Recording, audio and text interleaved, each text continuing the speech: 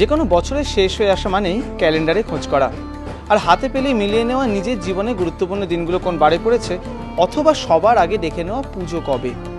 এভাবেই আমাদের জীবনের পরতে পরতে ক্যালেন্ডার জড়িয়ে। আর সেই ক্যালেন্ডারকে মূল উপজীব্য করে এবছর তেলেঙ্গা বাগানের পুজো মণ্ডপ তৈরি হচ্ছে। আমাদের একটা দিনলিপি আছে, 365 দিন বা 12 মাসে একটা দিনলিপি। এই দিনলিপিগুলো যেটা আমরা ফলো করি সেটা হচ্ছে বা অনুসরণ করি সেটা হচ্ছে পঞ্জিকা, দ্বিতীয় হচ্ছে ক্যালেন্ডার। তো এই ক্যালেন্ডারকে ভিত্তি করেই আমার এবছরের কাজটা, যার নামকরণ করেছি দুর্গার 12 মাসা।